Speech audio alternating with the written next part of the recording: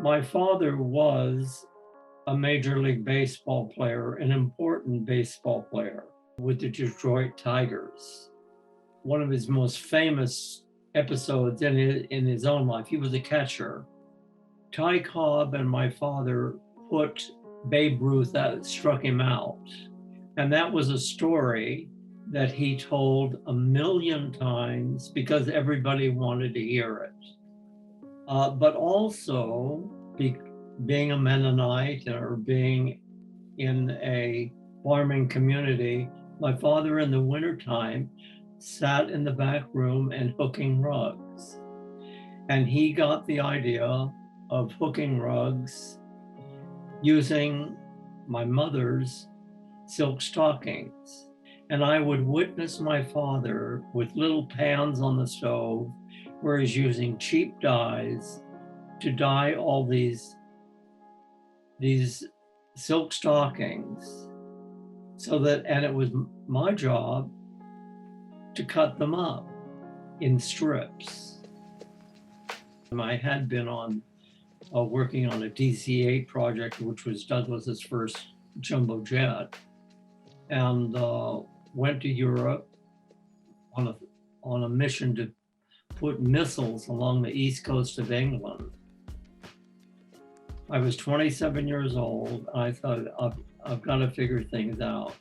And that's when I got on the ship in London. I got on a cargo ship, and for $500, I was able to go to Hong Kong.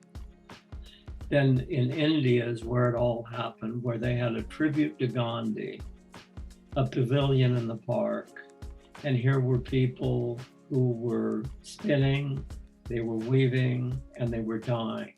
And I thought, I want to be a part of this. I graduated in '64, Verily graduated in '63 from UCLA. And we married in '65. And in '67, in my Volkswagen, the two of us drove down to Mexico City to see the new anthropological museum. And we were so impressed with the Oaxaca area, which I didn't even know how to pronounce. I was amazed at the variety of ways that these people could get patterns and decorations on their cloth. And I took some of those ideas and came back, and that my master show was really based on work I saw in Oaxaca. And so we came back from Oaxaca, and I was offered a job in Tennessee. And I thought, why not? Since I was in charge of the program, I thought I should have some history of textiles. And that's how I learned about wedge weave, from reading up. And all of a sudden I realized that there was this technique, and I started doing it. And so that really changed things dramatically for my work. And we read, and one of them dealt with the work of John Cage. And I loved the way that he would use chance in order to allow the process of making something go through.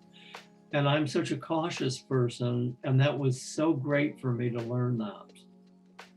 I had a very big exhibit in 1984 in the Elements Gallery, and I had 11 pieces in the show, and 10 of them sold. I threw dice to determine, I would put a number on every color, and throw dice that would select what the palette of color is going to be. And then I would throw dice as to the sequence that I would paint them. This is before weaving.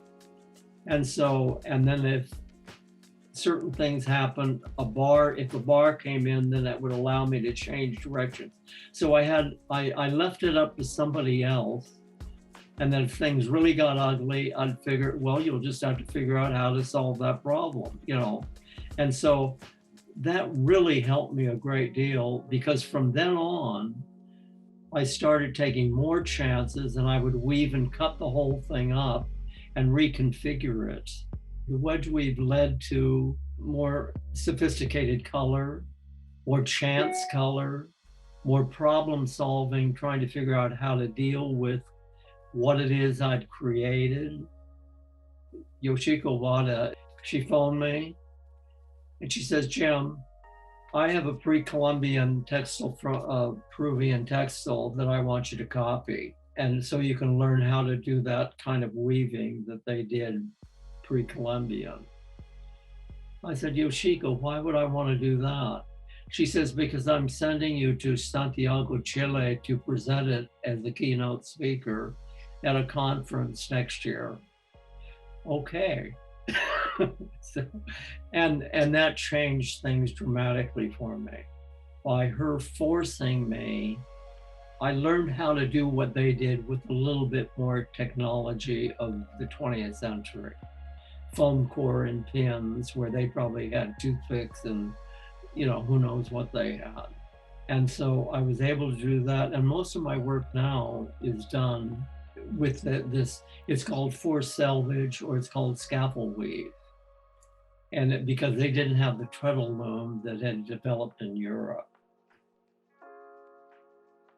From the technique that I learned that Yoshiko forced me to do, I learned how to make cubes.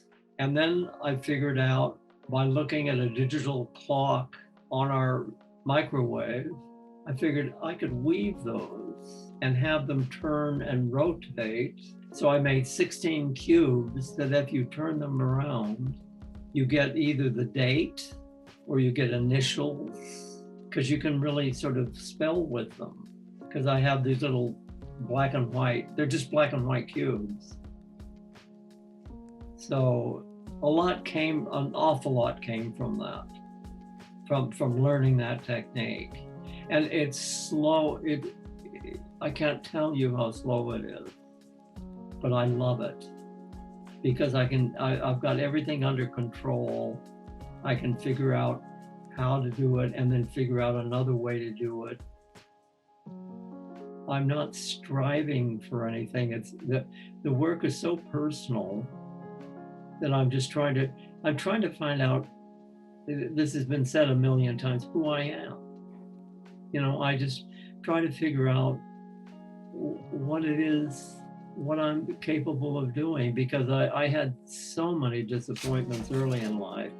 You can't imagine how many times I was asked, why aren't you a baseball player? You know, better get a little muscle on that body, you know, that kind of thing I heard forever. And then in a nation that doesn't really pay too much attention to the art unless it's selling well, you just have to do what you want to do. And so that's the way it's been. I have no regrets, really.